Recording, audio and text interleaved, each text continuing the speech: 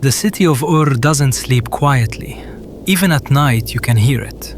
The river, the animals, the priests chanting in the ziggurat above the rooftops. This is 2100 BCE, one of the most advanced civilizations on Earth. Running water, written law, mathematics, a postal system.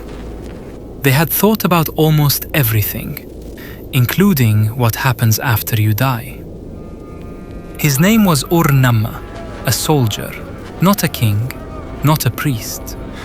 Just a man with a spear and a family who expected him home. He had done everything right. He paid his offerings to the gods. He said the prayers. He kept his household in order. In Sumer, that was the contract.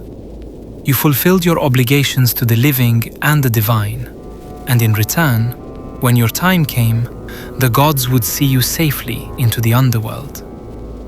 He didn't know the contract had a clause he'd never been told about. The battle was 3 days north of Ur. It went badly. It went quickly. And when it was over, Ur-Namma's body was left where it fell, on foreign soil, under a foreign sky, with no family close enough to find it. That was the moment everything changed. Not his death. Deaths happened. The Sumerians understood death. What they feared, what their tablets describe in careful, methodical detail, was what came after an unburied death. And what came after was not peace. I did everything they asked of me. Every prayer, every offering. I thought that was enough. The Sumerians had a word for the soul after death. Etemmu. It wasn't a metaphor. It wasn't a symbol. To them, the etemmu was as real as the body it left behind. A shade, a copy, a thing that still needed feeding. And that was the problem. The underworld the Sumerians described was called the Kur. Not heaven, not hell, just below. A vast dark place beneath the earth where the dead went regardless of how they had lived. Good men went there. Bad men went there. Kings and slaves went there together. There was no judgment at the gate, no weighing of souls. You simply descended. But descending required something first. Your body had to be in the ground. The Sumerians were specific about this, obsessively specific. Buried with grave goods, mourned by family, fed with regular offerings of food and water left at the tomb. Miss any one of those steps, and the etemmu couldn't complete the crossing. It got stuck. The texts describe it plainly. An unburied soul doesn't dissolve. It doesn't find peace on its own. It wanders the earth, hungry, disoriented, increasingly desperate. The word they used translates closest to restless. An etemmu that cannot eat becomes dangerous. Not because it wants to be, because it has no other choice. Here's what nobody tells you. The Sumerians didn't just believe this. They built an entire legal and religious system around preventing it. Because the consequences, according to the tablets, fell not just on the dead, they fell on the living. You think death is the end of your obligations. It isn't. It's where they get harder. Sumerians weren't passive about this.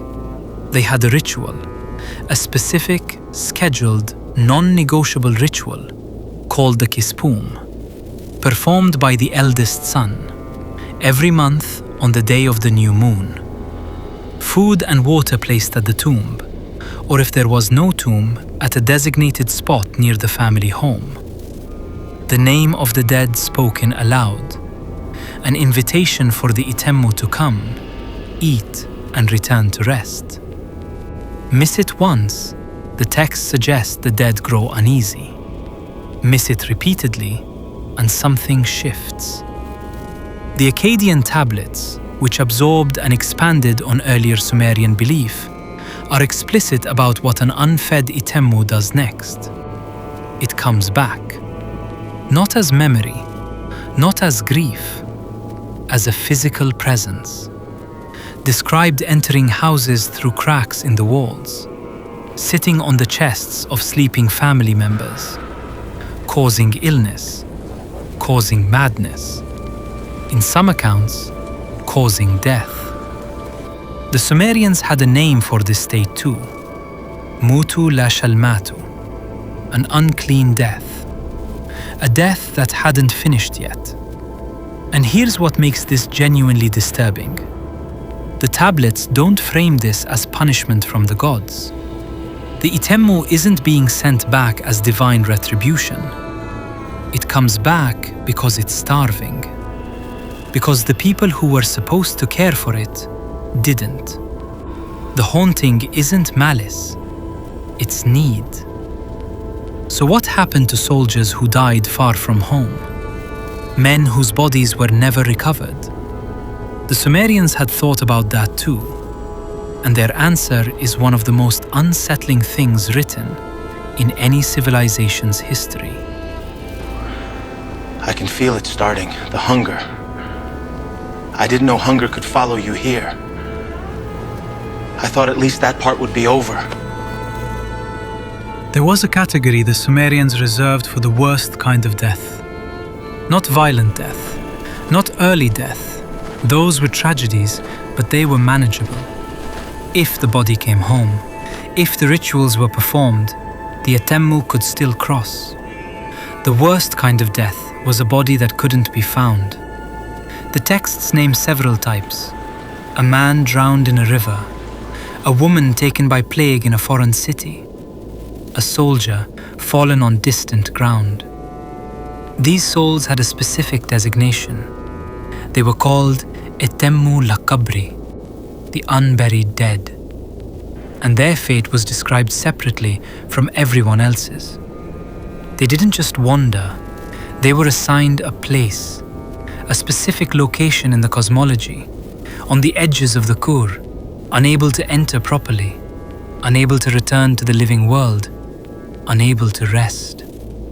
Not punished, just suspended, permanently between. The tablets describe them gathering, congregating at the boundary, thousands of them across history.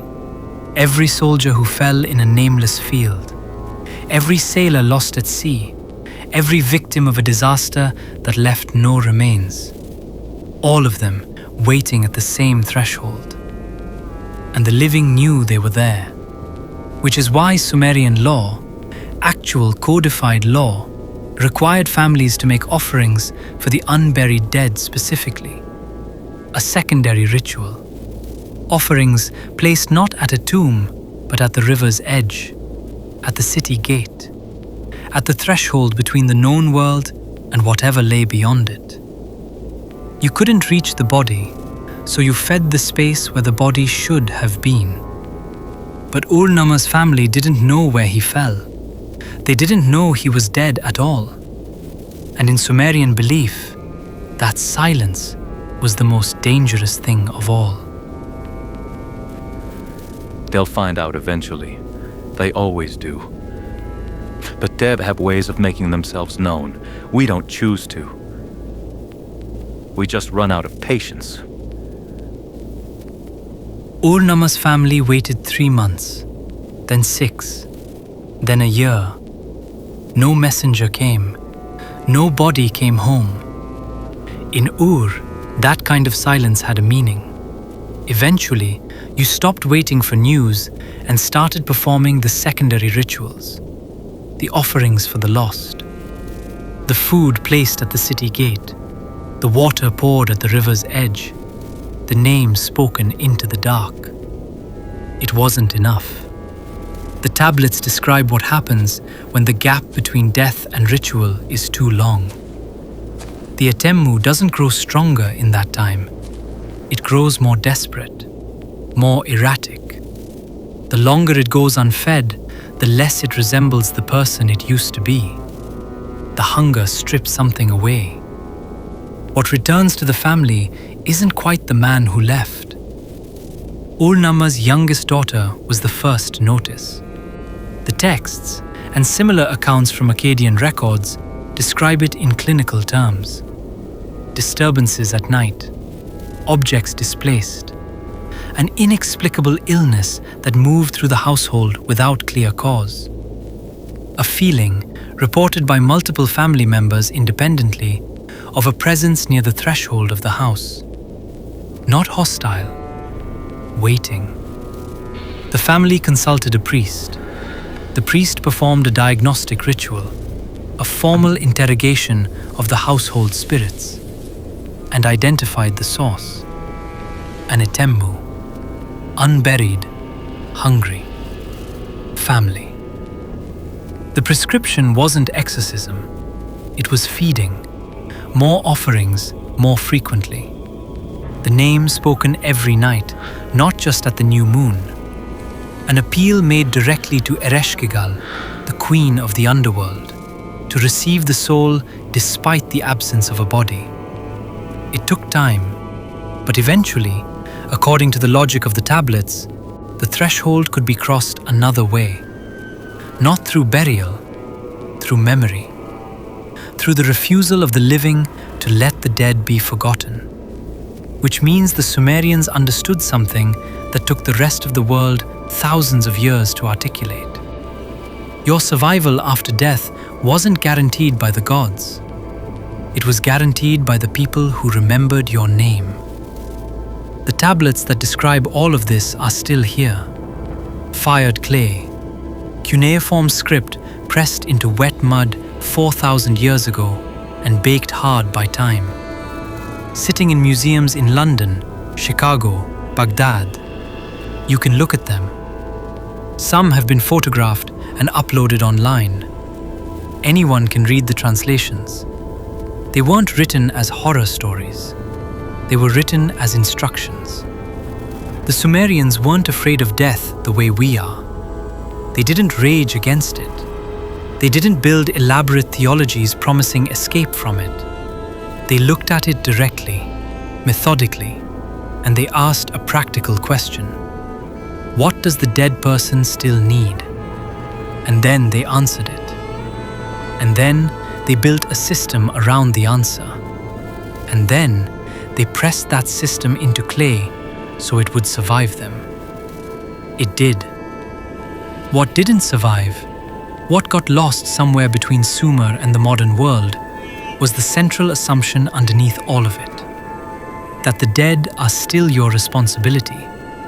That forgetting someone isn't neutral. That the hungriest thing in the world isn't a body without food. It's a name that no one says anymore.